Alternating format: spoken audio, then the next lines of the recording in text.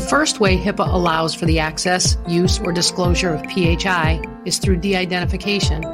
This is one way in which health information maintained by a covered entity is not protected by the privacy rule.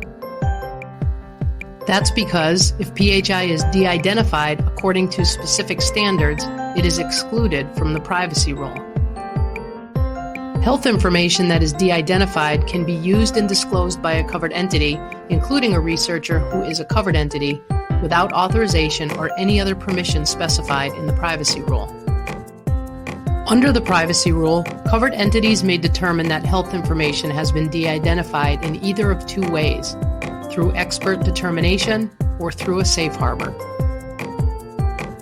Under the expert determination method of de-identification, the person de-identifying the PHI must have expertise in the application of statistical or scientific principles, and there must be a very small risk of re-identification.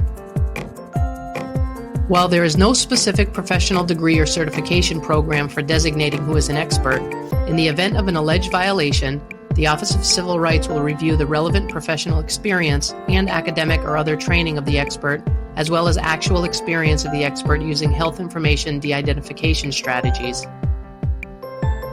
The person certifying statistical de-identification must document the methods used as well as the result of the analysis that justifies the determination. A covered entity is required to keep documentation supporting the qualifications and contact information of the expert and copies of the expert certification in written or electronic format for at least 6 years from the date of its creation or the date when it was last in effect, whichever is later.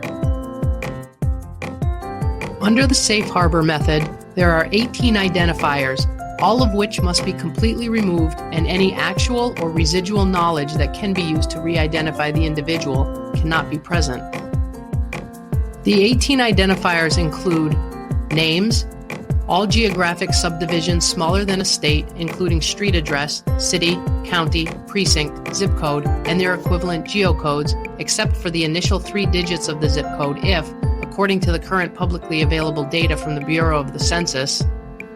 the geographic unit formed by combining all zip codes with the same 3 initial digits contains more than 20,000 people, and the initial 3 digits of a zip code for all such geographic units containing 20,000 or fewer people is changed to 000.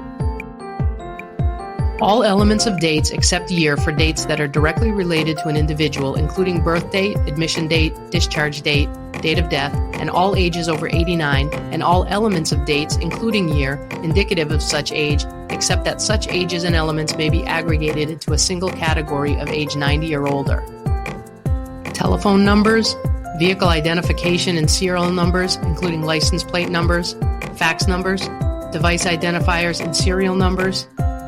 email addresses, web universal resource locators or URLs, social security numbers, internet protocol or IP addresses, medical record numbers, biometric identifiers including finger and voice prints, health plan beneficiary numbers, full face photographs and any comparable images, account numbers,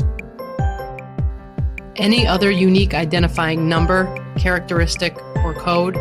and finally, certificate or license numbers.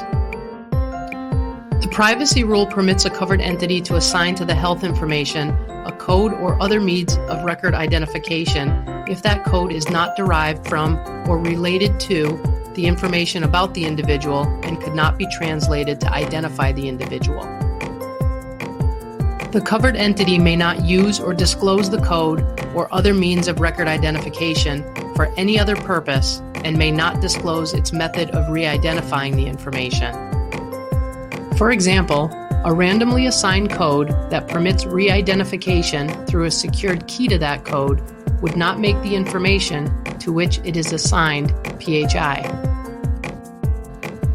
That's because a random code would not be derived from or related to information about the individual, and because the key to that code is secure.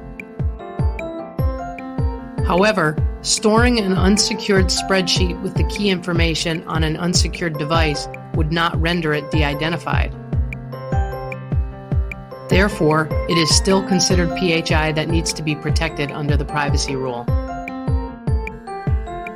You have reached the end of this submodule.